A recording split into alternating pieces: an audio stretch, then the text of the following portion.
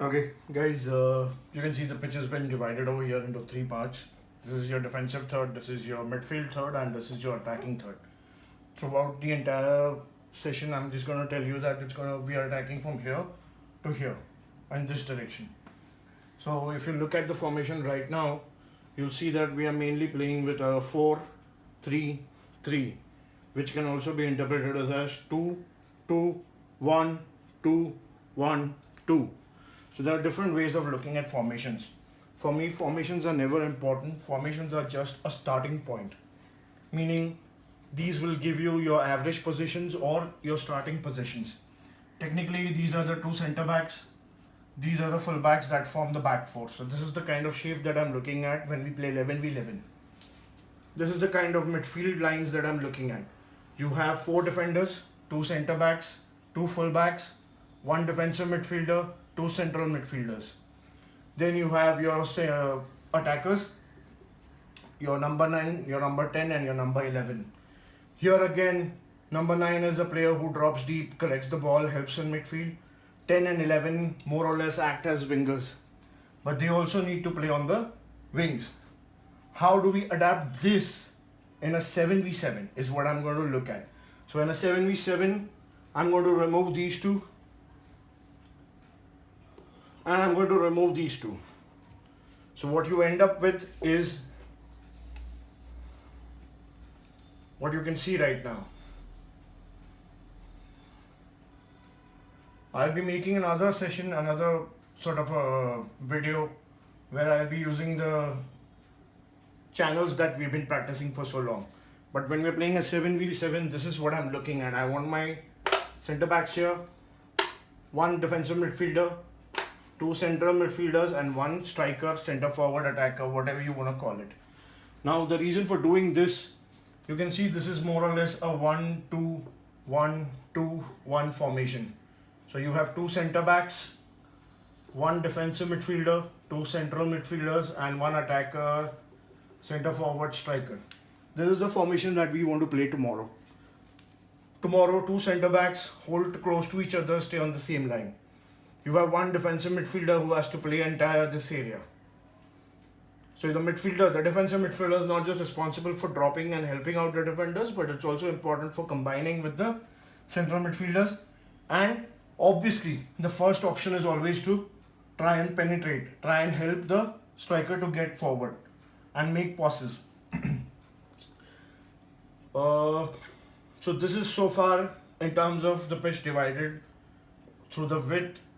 What I'm going to do next is I'm going to divide it into channels and then we are going to look at how exactly do we play on the channels, on the wings, on the inside channels, on the central corridor, on the half spaces, because that is what we've been practicing for so long.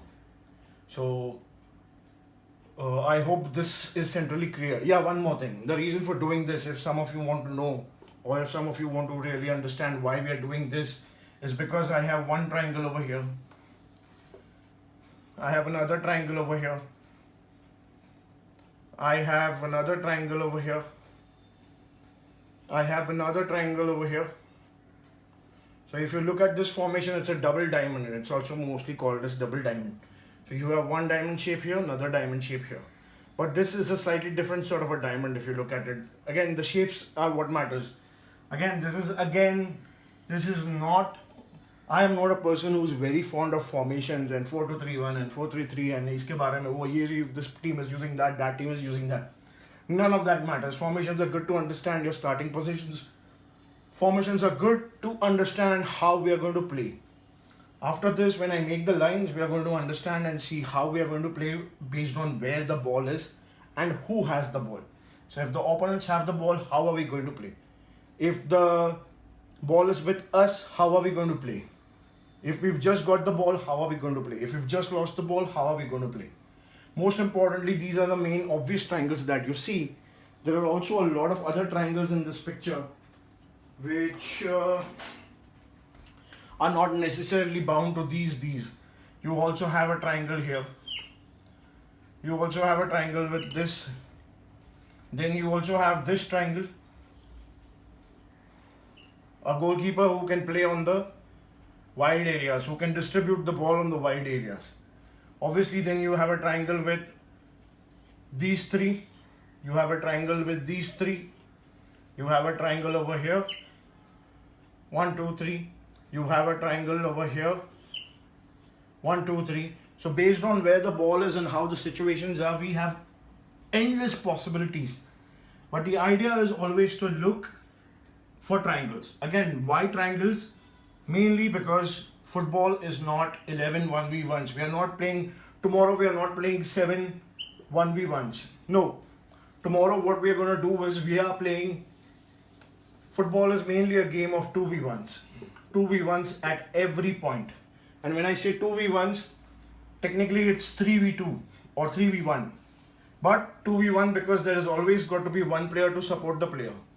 So if your defender is someone who does not have the ball right now and there's an attacker coming, it's not just this guy and 1 versus 1.